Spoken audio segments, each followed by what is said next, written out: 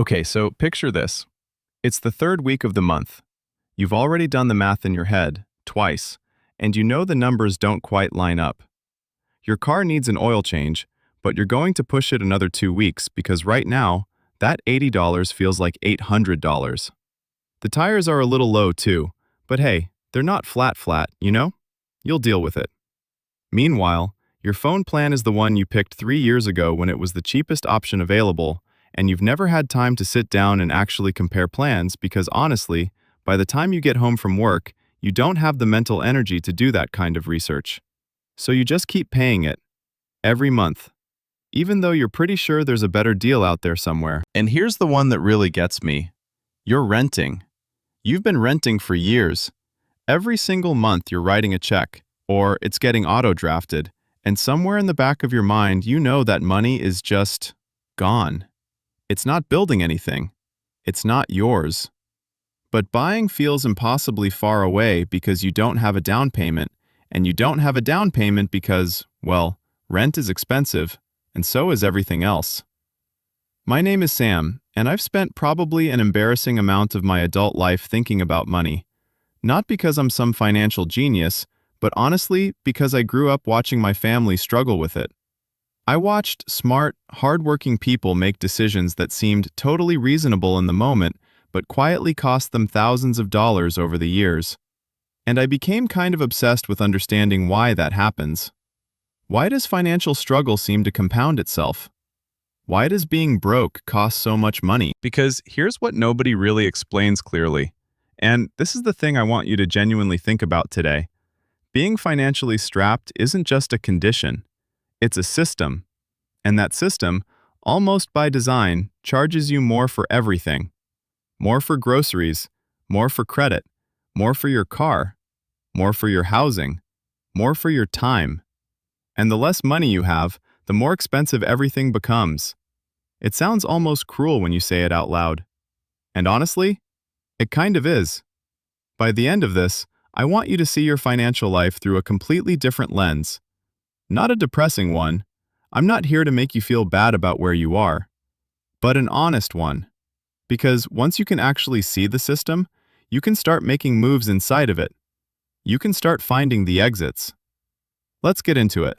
The poverty premium is real, and it's enormous. So let's start with something that economists actually have a name for, the poverty premium. The poverty premium is the extra amount that low-income people pay for the exact same goods and services that wealthier people get for less. And it shows up everywhere, in ways that are obvious and in ways that are almost invisible until someone points them out. Here's a simple one. Buying in bulk saves money. Everybody knows this. A giant container of laundry detergent at Costco costs something like 11 cents per load. The small bottle at the corner store? Sometimes 40-50 cents per load. Same detergent, basically. But the Costco membership costs $65 a year, and you need a car to get there.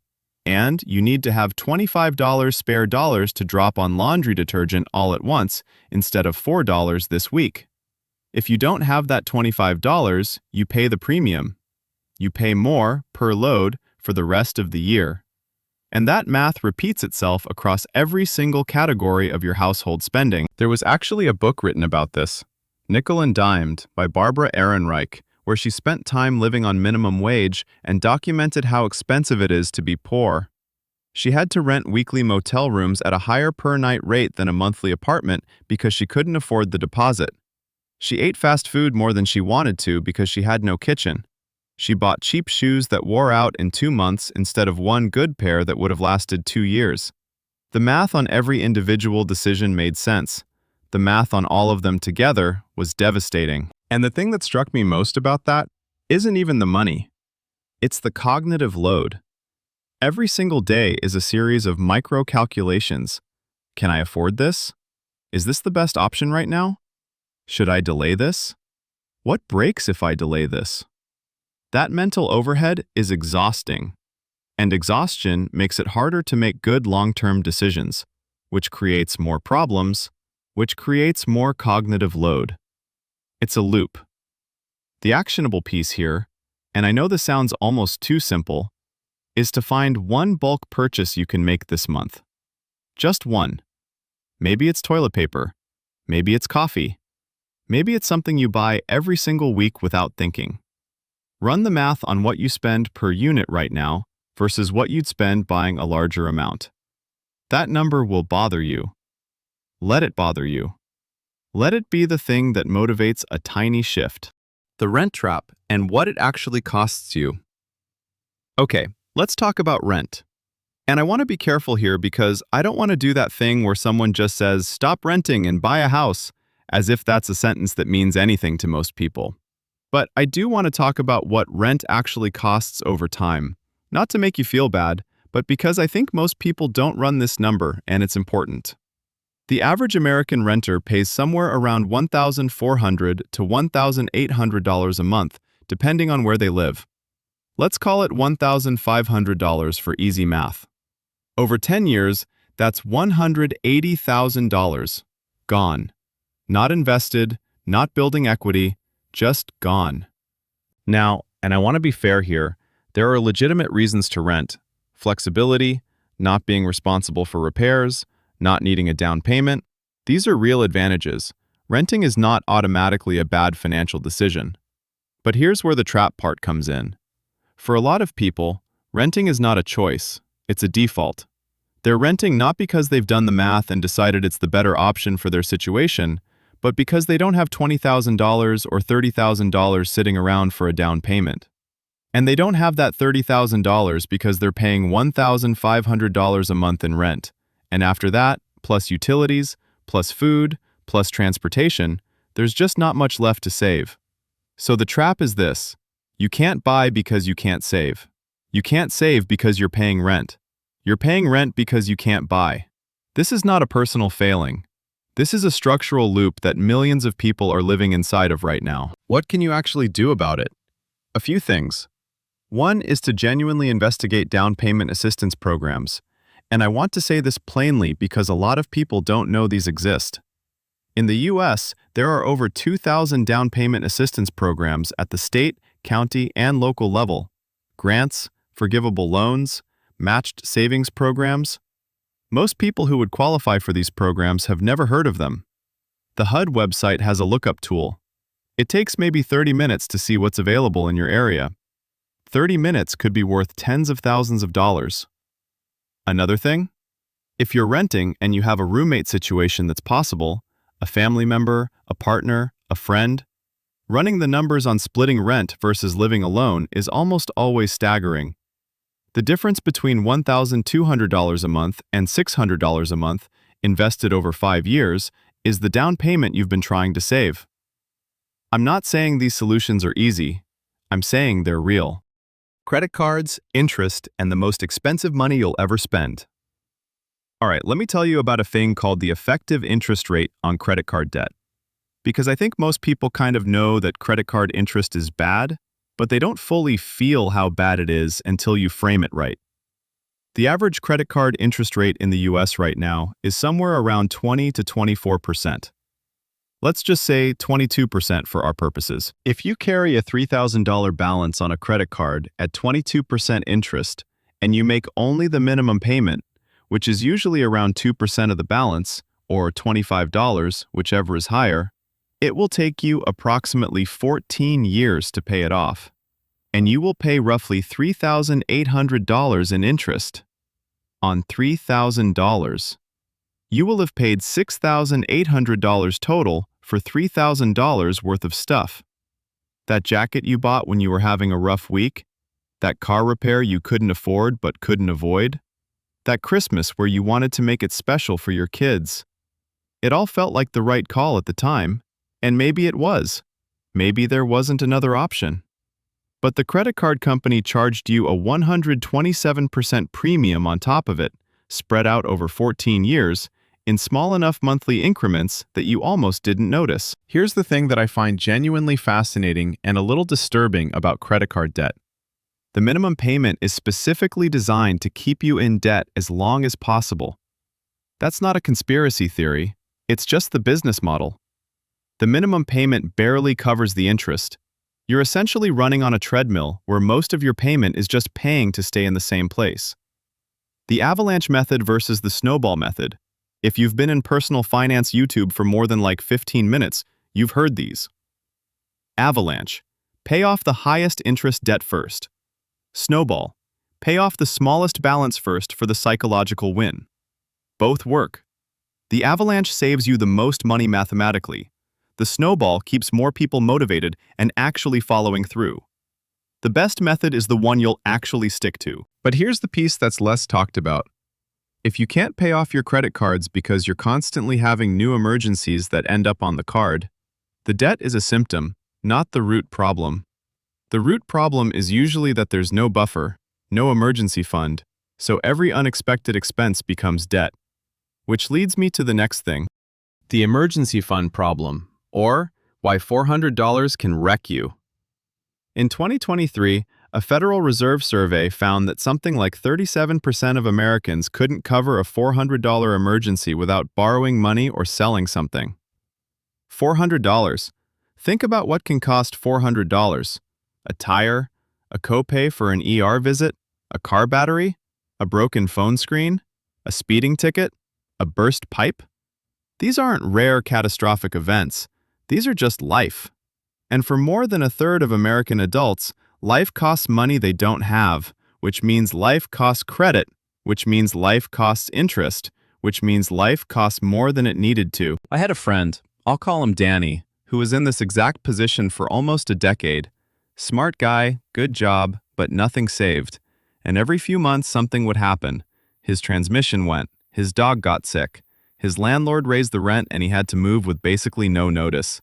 Each of those things individually was manageable, but because he had no buffer, each one went onto his credit card. And by the time he was 32, he had about $9,000 in credit card debt that had accumulated in dribs and drabs. $300 here, $700 there, $1,200 for something he couldn't even remember anymore. He wasn't irresponsible. He wasn't buying luxury goods. He just had no cushion, so every bump in the road left a dent. The standard advice is to have 3 to 6 months of expenses saved, which is great advice. It's also advice that feels like someone telling you to lose weight by eating less and exercising more. Technically true, not always actionable from where you're standing. Here's a more honest version of that advice. Start with $500. Not 3 months, not 6 months, $500, sitting in a separate account that you don't touch for anything that isn't a genuine emergency. Most people can get to $500 faster than they think, not through some dramatic budget overhaul, but through small leaks plugged, the subscriptions you forgot about, the habit spending you've normalized, the impulse purchases that feel small but add up. Once you have $500, the math starts to change a little. The $400 emergency no longer goes on the credit card. The tire doesn't generate $200 in interest over 8 months. These aren't huge wins in isolation, but they interrupt the cycle. And interrupting the cycle is the whole game. Payday loans, the 400% trap. Okay, I have to talk about payday loans because this is arguably the most financially dangerous product available to people who are already struggling, and it's specifically marketed to them. A payday loan is typically a small, short-term loan, usually $200 to $500, that you agree to repay by your next paycheck, usually within 2 weeks. The fee is usually $15 to $30 per $100 borrowed. Let's do that math slowly so it sinks in. You borrow $300. The fee is $45. So on your next payday, 2 weeks from now, you owe $345. That $45 fee on a $300 2-week loan translates to an annual percentage rate, an APR, of approximately 391%, nearly 400% interest annually. And here's the horrifying part. Most people who take payday loans can't repay them in 2 weeks. Because if they could have waited 2 weeks and had the money, they wouldn't have needed the loan in the first place. So they roll it over. They pay the fee and borrow again and again. The Consumer Financial Protection Bureau found that the majority of payday loan revenue comes from borrowers who roll the loan over 10 or more times. 10 times. That original $300 loan becomes a financial anchor that drags on for months. There's a specific cruelty to this that I think deserves to be named. Payday lenders are overwhelmingly located in low-income neighborhoods, not wealthy neighborhoods, not middle-class suburbs. They put the 400% interest product right next to the dollar store and the check cashing place, and they market it as a quick, easy solution to a temporary problem. And it is quick, and it is easy, and it is a trap. If you're considering a payday loan, here are things that are almost always better. A credit union payday alternative loan, PAL, which is capped at 28% APR by law. A cash advance from your employer if your job offers that. Negotiating a payment extension with whoever you owe money to, utilities, medical bills, landlords will often work with you if you ask. A personal loan from a bank or online lender, even at 15 or 20%, is dramatically better than 400%. I know that when you're desperate and the lights are about to get shut off, go to a credit union feels like advice from someone who doesn't understand desperation.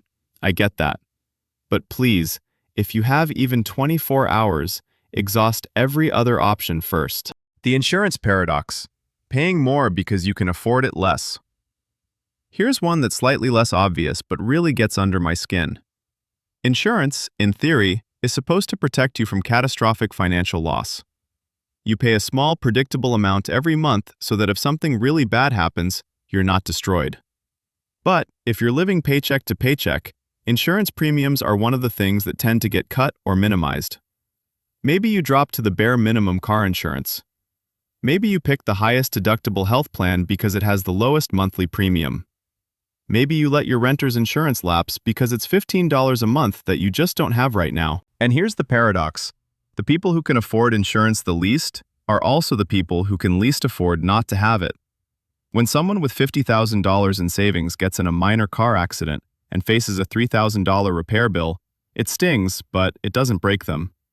When someone living paycheck to paycheck faces the same $3,000 bill with a high deductible and not much coverage, it can cascade. They borrow money, the debt goes on the card accrues interest, and one fender bender ripples out into 6 months of financial stress. There's also something that most people don't know about health insurance. If you're on a high deductible health plan, you qualify for a health savings account, an HSA. And the HSA is, genuinely, one of the best financial tools in the American tax code. Money goes in pre-tax. It grows tax-free. It comes out tax-free if used for healthcare. You can invest it. It never expires. It's a triple tax advantage that most people with high deductible plans aren't using because nobody explained it to them. If you have a high deductible health plan and you're not maxing out your HSA, or at minimum contributing something, you are leaving a real tax advantage on the table. Even $50 a month is something. The time tax. What poverty costs in hours. There's a cost that doesn't show up on any bank statement, but is absolutely, genuinely real. The time tax. When you're financially stretched, you spend enormous amounts of time managing the logistics of being financially stretched. You spend time comparing grocery prices between 3 different stores. You drive to the farther store to save $12. You call the bank to dispute a fee. You wait on hold with the utility company to set up a payment arrangement. You take 3 buses to work because you can't afford a car. You work a second job, which takes time away from cooking at home, so you end up spending more on food, which puts more pressure on the budget, so you work more hours. The loop again. There's actually research on this. Senthil Mullainathan and Eldar Shafir wrote a book called Scarcity about how financial scarcity creates cognitive scarcity. Your brain has a limited amount of bandwidth, and when financial stress is consuming a big chunk of it, there's less left over for everything else. Less creativity, less patience, less long-term thinking, less ability to see the exit ramps. This isn't a character flaw, it's a neurological consequence of stress. And I think understanding that is important, not as an excuse for anything, but as context, as a reason to be a little more compassionate with yourself when you feel like you're spinning your wheels. The practical implication? Automation. Whatever you can automate in your financial life, automate it. Automatic savings transfer, even if it's $25 a week. Automatic bill payments so you're not mentally tracking 12 due dates. The fewer financial decisions you have to actively make every day, the less cognitive load you're carrying. Small amounts of automation compound into large amounts of mental freedom over time. Why wealthy people get better rates on everything. Let me paint you a picture. Person A makes $35,000 a year. They have a 580 credit score. They need a $15,000 car loan. They get an interest rate of about 14%. Person B makes $120,000 a year. They have a 780 credit score. They need the same $15,000 car loan. They get an interest rate of about 4%. On that $15,000 loan over 5 years, Person A pays roughly $4,200 in interest. Person B pays roughly $1,600. Same car, same loan amount, same bank probably. A $2,600 difference just because one person had more money to begin with. This is the Matthew principle made financial. To those who have, more will be given. Or in less poetic terms, wealth generates access to cheap capital, and cheap capital generates more wealth. Your credit score is essentially a measure of how reliably you've managed money in the past, and it determines how much it will cost you to borrow money in the future. If your past was chaotic because you were broke and stressed and one car repair away from missing a payment, your credit score reflects that. And then you pay more to borrow money, which makes your present harder, which makes your future more likely to be chaotic. Building credit when you have no money feels absurd, but it's one of the highest leverage things you can do. A secured credit card, where you put down a deposit that becomes your credit limit, lets you build credit history without risking debt you can't repay. Use it for one recurring bill. Pay it in full every month.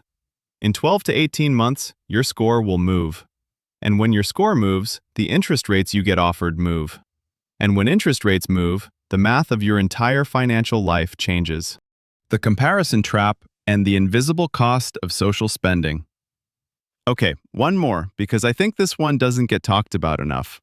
There's a real, documented phenomenon called lifestyle inflation, or sometimes, in behavioral economic circles, keeping up with the Joneses spending.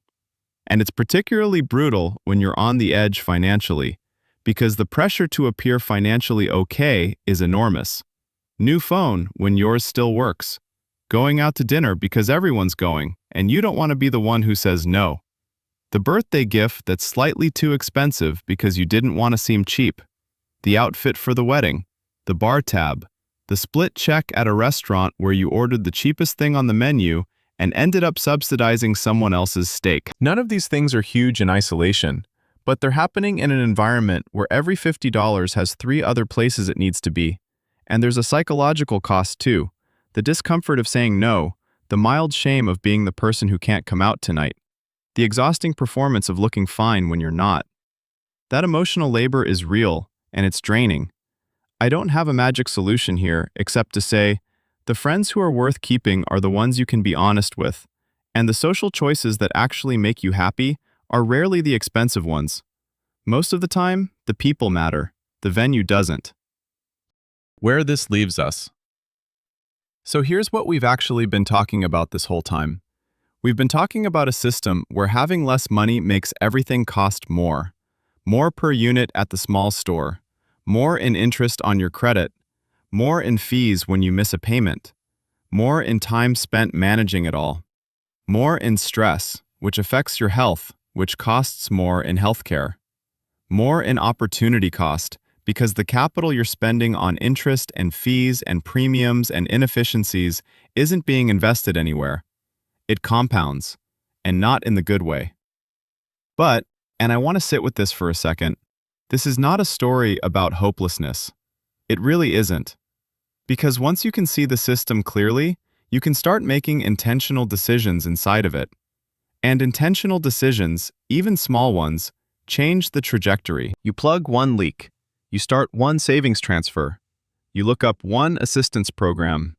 You make one call to negotiate one bill. You open one HSA. You get one secured credit card and use it correctly.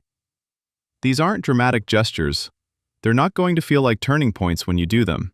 But 6 months later, a year later, 3 years later, the math changes. Not because you got lucky or got a windfall, but because you interrupted the cycle in a few key places and let the interrupted cycle do its quiet work over time. The math of being broke is real. It's heavy. And you didn't design this system. It was already running before you got here. But understanding it means you're not just reacting to it anymore. You're navigating it. And there's a real difference between those two things. If you found this useful, genuinely useful, not just interesting on a Tuesday useful, share it with someone who might be in the middle of this right now. You don't have to say, hey, you need this. You can just say, I watched this thing, thought it was interesting. Sometimes that's all it takes. I'll see you in the next one.